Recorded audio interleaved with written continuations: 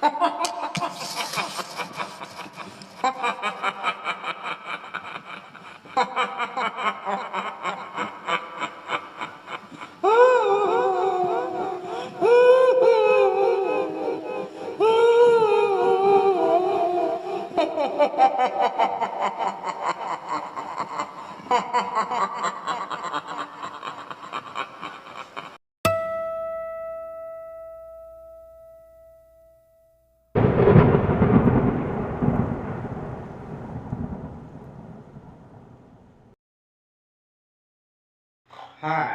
Assalamualaikum.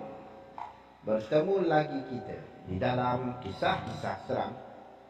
Kisah seram aku kali ini adalah sebuah kisah seram Kain Kafan Hitam. Kisah ini adalah sebuah kisah yang telah dikirim oleh seseorang untuk aku menceritakan kepada para pendengar, pada anda. Semoga anda semua terhibur dengan kisah seram yang akan kukisahkan kepada anda. Jangan lupa subscribe, share, like dan juga komen. Semoga anda semua berada dalam keadaan sihat, dirahmati oleh Allah dan dimurahkan rezeki. Semasa anda mendengar kisah seram ini, yang mana yang baik jadikan tauladan, yang buruk buanglah jauh-jauh. Awal cerita ini dimulai saat salah satu tetanggaku meninggal dunia. Aku tidak mahu menyebut namanya, namun saja dia dengan Pak Budi. Pak Budi ini dikenal sebagai orang yang tidak baik. Dia suka sekali berjudi dan minum minuman keras. Bahkan aku dengar dia suka berpelesir ke rumah Budi.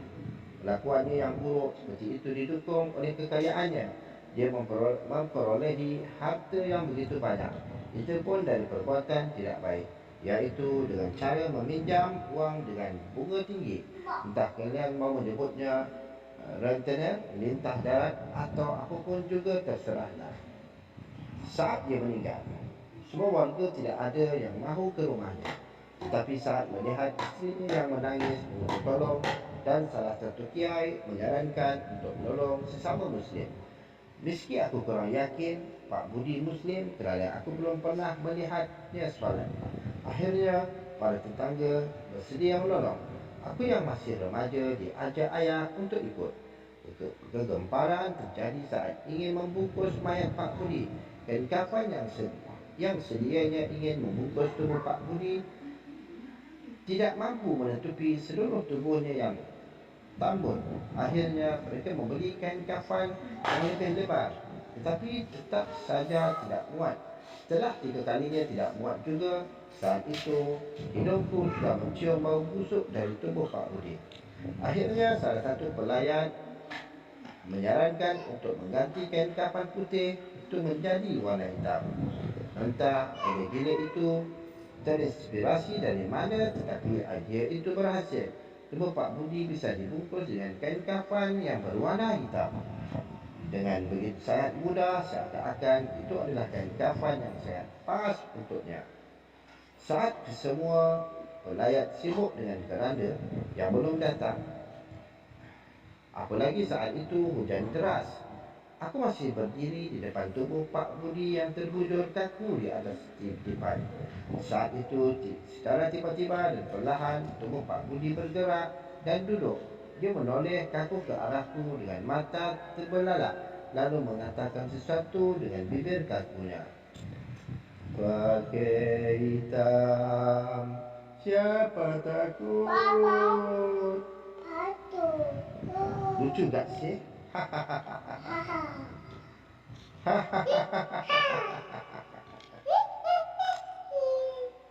Sebenarnya ceritanya tidak seperti itu. Saat aku melihat mayat Pak Budi yang terbujur kaku itu, entah kenapa bulu kudukku meremang. Aku pertama kali dalam hidupku, aku melihat mayat dibungkus dengan kain kafan berwarna hitam. Mungkin ini untuk pertama kalinya dalam sejarah kain pembungkus mayat yang menggunakan warna hitam. Setelah keranda datang, para pelayat segera membawa mayat Pak Budi itu musyalah terdekat untuk disolati. Aku saat itu tidak ikut kerana hujan lebat. Dia baik tidur dalam suhu yang dingin ini. Saat tiba di rumah, semua orang tidak ada. kerana mereka semua pergi ke rumah duka untuk membantu. Aku yang mulai merinding lagi, entah kenapa dinginnya hujan atau sebab lain. Akhirnya memutuskan untuk ikut pergi ke kuburan bersama ayah. Beruntung saat aku kembali ke musyalah, iringan para pelayat sudah bersiap berangkat. Aku lihat di depan keranda yang membawa tubuh Pak Budi diangkat oleh 10 orang yang terlihat sangat berusaha keras untuk berjalan. Seakan-akan mereka mengangkat beban yang sangat berat. Di tengah jalan, banyak lari mereka yang membawa keranda itu meminta bantuan pada pelayat yang lain untuk menggantikan mereka. Tiba di kuburan, sesuatu yang mengejutkan terjadi. Kuburan Pak Budi belum siap. Menurut para penggali kuburan yang berjumlah 5 orang itu, mereka sulit menggali kerana tekton tanah yang keras. Meski saat itu turun hujan, 6 cangkul sudah jadi korban dan 3 lokasi berbeza sudah digali. Namun hanya bisa menggali dengan kedalaman setengah meter saja. Akhirnya Kiai yang memimpin rombongan meminta semua untuk berdoa sebentar. Setelah itu menyuruh untuk menggali lagi. Tidak lama kemudian satu lubang kuburan telah siap. Meski tidak terlalu dalam, namun cukup untuk menguburkan mayat. Masalah lain timbul saat tidak ada seorang pun yang mau masuk ke dalam liang kubur untuk menangkap mayat Pak Budi. Dan hujan yang turun sejak dari tadi mulai deras beserta suara petir yang semakin keras. Akhirnya mereka berencana untuk memasukkan dengan tali. Tetapi sebelum hal itu terlaksana, mayat Pak Budi yang saat itu berada di pinggir lubang kuburan tiba-tiba masuk sendiri akibat gempa bumi yang hanya berlangsung sesaat. Bunyi yang keras menyusul sesaat mayat Pak Budi jatuh. Akhirnya para pelayat tanpa berkata-kata lagi langsung menguburkan mayat Pak Budi. Setelah itu Kiai memimpin doa terakhir sebelum para pelayat pulang ke rumahnya masing-masing. Seminggu belum berlalu sejak kematian Pak Budi, tetapi kabar tidak sedap telah beredar. Para tetanggaku menceritakan bahawa mereka didatangi oleh hantu Pak Budi dengan kain kafan hitamnya, sedang dengan wajah yang sangat menyeramkan. Rumahku pun ikut menjadi salah satu korban dari hantu Pak Budi, tetapi beruntung aku tidak melihatnya. Hanya orang tuaku saja yang diganggunya. Baru setelah kabar itu beredar, keluarga Pak Budi menyarankan untuk tidak menceritakan perihal hantu Pak Budi pada sesiapa pun. Akhirnya, hantu Pak Budi tidak pernah muncul lagi. Sebulan kemudian, aku pergi ke luar kota untuk mengunjungi temanku. Aku mencerita perihal Pak Budi. Alasanku menceritakannya pada temanku saat itu kerana sudah sebulan hantu Pak Budi tidak muncul, dan ini di luar kota. Apalagi temanku tidak kenal dengan Pak Budi. Tapi aku salah. Setelah aku pulang, sehari kemudian temanku meneleponku. Katanya dia didatangi hantu yang ciri-cirinya sama persis seperti yang aku gambarkan dalam ceritanya. Dia sampai ngompol di celana.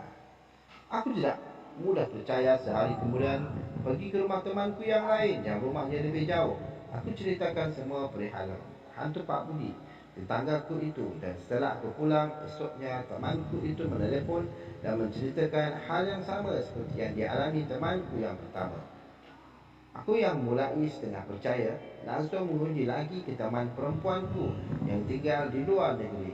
Aku menceritakannya lewat email. Setelah 4 hari tidak mendapatkan jawapan ataupun kabar, aku lega kerana aku berfikir kedua temanku yang meneleponku itu hanya bermimpi horor kerana ceritaku. Tetapi saat hari kelima, sebuah email datang dari teman perempuanku itu. Dalam emailnya, dia menceritakan bahawa dirinya didatangi oleh hantu berkain kafan hitam dan berwajah yang menyeramkan. Menurutnya, itu adalah hantu paling menyeramkan yang pernah dia lihat. Dan jika kalian sudah membaca kisah cerita ini, ataupun setelah kalian sudah mendengar kisah seram ini, dan aku haraplah supaya Anda terus dengan channel